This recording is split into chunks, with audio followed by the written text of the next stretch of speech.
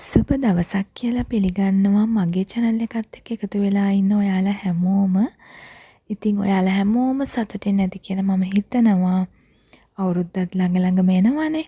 හැමෝම සතුටින් ප්‍රීතියෙන් ඇති කියලා මම හිතනවා. ඉතින් අද මම හදන්නේ බටර් කේක් එකක්. මාත් එක්ක එකතු වෙලා හදමුකෝ.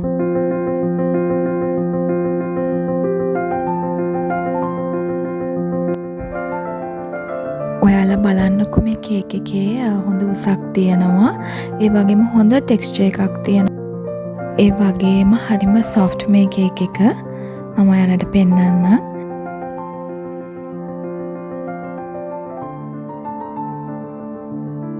ඉතින් අපි බලමු කොහොමද හදන්නේ කියලා. මම මෙතන කිලෝ එකේ කේක් එකක් තමයි හදන්නේ. ඉතින් මුලින්ම පිටි ග්‍රෑම් 250ක් අරන් තියෙනවා. ඒකට මම බේකින් පවුඩර් තේ හැඳි 2ක් දාලා මේ පිටි එක මම 3 පාරක් හලා ගන්නවා. ඊළඟට මම මෙතන මාගරින් අරන් තියෙනවා. මාගරින් 250ක්.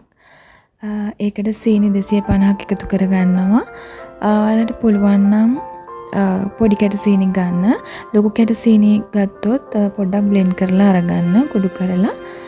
ඊළඟට මේ දෙක මම විනාඩි 2ක් විතර හොඳට බීට් කරගන්නවා ක්‍රීම් එකක් වෙනකන්. සීනි කැට දිය වෙන්න ඕනේ නැහැ. පොඩ්ඩක් ඒ දෙක මික්ස් වෙන්නයි ඕනේ. විනාඩි 2ක් විතර බීට් කරාම හොඳටම ඇති. මේ විදිහට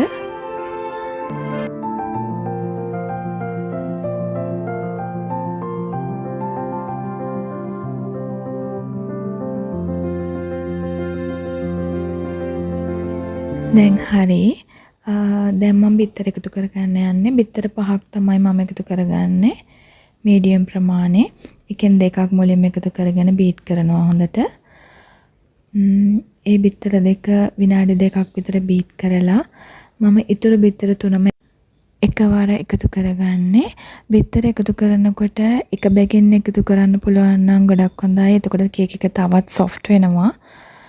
මම වෙලාව ඉතුරු කරගන්න මේ වෙලාවේ එකපාරේ තමයි ඔක්කොම එකතු කරගත්තේ. දැන් මේ මිශ්‍රණය සීනි හොඳට දිය වෙනකන් එකම පැත්තට බීට් කරන්න ඕනේ. ඊට පස්සේ අපි පිටි එකතු කරගන්නවා.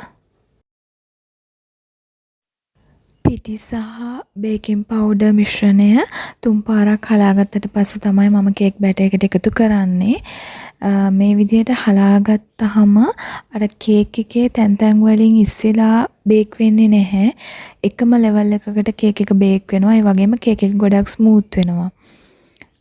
පිටි හොඳට හැලුනේ නැත්නම් ඒ කියන්නේ බේකින් පවුඩර් පිටි මිශ්‍රණ පිටිත් එක්ක හොඳට මිශ්‍ර වුණේ නැත්නම් තමයි අර කේක් එකේ අපිට ක්‍රැක්ස් දකින්න පුළුවන්. මැදින් ඉස්සෙලා තියෙනවා බේක් වෙනකොට.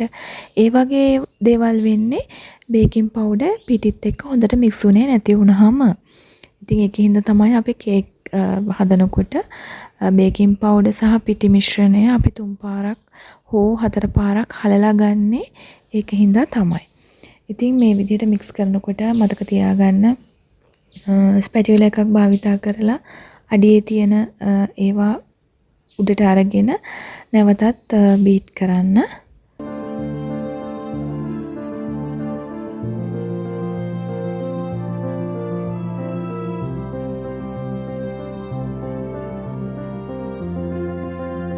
දැන් මම මේකට වැනිලා එකතු කරනවා තේ හැඳි 2ක්.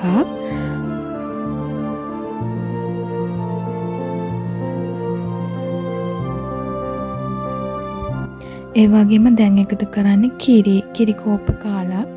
මම ගත්තේ ෆ්‍රෙෂ් මිල්ක්. ඔයාලට පිටි කිරි උනත් යොදා ගන්න පුළුවන්. ඒක අත්‍යවශ්‍යම නැහැ. කැමති නම් එකතු කරගන්න පුළුවන්.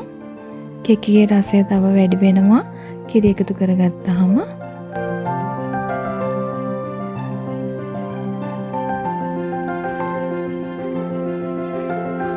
වැඩි වේලාවක් බීට් කරන්නේ නැහැ. අපි පිටි එකතු කරගත්තට පස්සේ ඒ වගේම අඩුම ස්පීඩ් එකෙන් තමයි බීට් කරන්න ඕනේ. දැන් අපේ බැටර් එක රෙඩි. දැන් මම කිලෝ එකේ කේක් එකක් නේ හදන්නේ. එතකොට මම කිලෝ එකේ බේකින් පෑන් එකක් තමයි අරන් තියෙන්නේ. මේකට මම බේකින් පේපර් එකක් දාලා තියෙනවා. දැන් බැටර් එක මේකට දාන්නයි මම යන්නේ.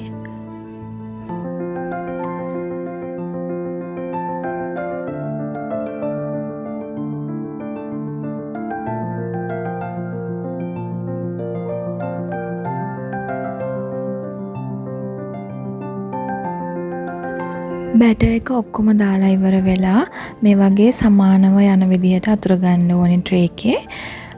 ඊට පස්සේ මේකේ බබල්ස් තියෙනවා නම් යන්න අපි මේ විදිහට ටැප් කරනවා. තව දුරටත් එයා බබල්ස් තියෙනවා නම් නැති කරගන්න පුළුවන් අපිට මේ වගේ කූරක් භාවිතා කරලා.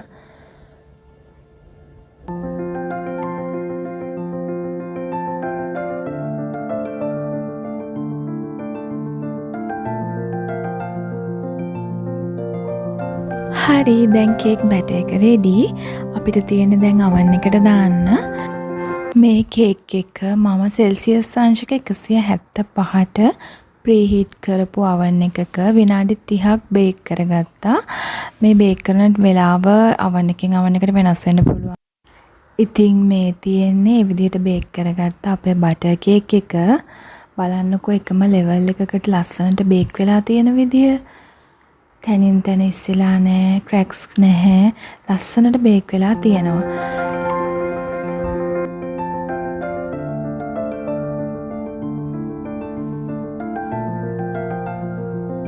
ඉන්නකෝ මම ඔයාලට කපලා පෙන්නන්න මේක කොච්චර සොෆ්ට්ද කියලා.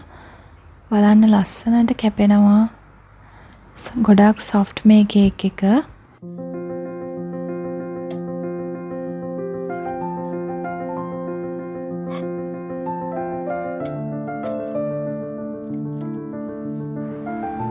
මේ බලන්නකෝ හොඳ උසක් තියෙනවා මේ කේක් එකේ. ඒ වගේම බලන්නකෝ ටෙක්ස්චර් එක හරිම ලස්සනට ඇවිල්ලා තියෙනවා.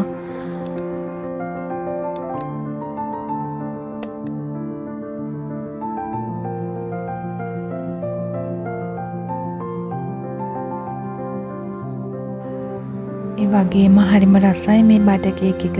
ඔයගලන්ට තේරෙනවා හොඳ මේ තෙතමනයක් තියෙනවා කේක් එකේ. ඔයාලට පේනවද මේ කේක් එකේ ක්‍රස්ට් එක හරිම ලස්සන කලර් එකකට හොඳට ඇවිල්ලා තියෙනවා. ඉතින් මම කියපු ටිප්ස් ටිකත් එක්ක ඔයාලත් හදලා බලන්නකෝ මේ බටර් කේක් එක. හදලා මට කමෙන්ට් එකකුත් දාන්න අමතක කරන්න එපා. ඒ වගේම මගේ වීඩියෝ එක හොඳයි කියලා හිතෙනවා නම් ලයික් එකක් දාන්න. මගේ channel එක subscribe කරන්න. ඉතින් මම ආයෙත් වීඩියෝ එකක් අරන් එන්නම්. එතකන් සතුටින් ඉන්න. සුබ දවසක්.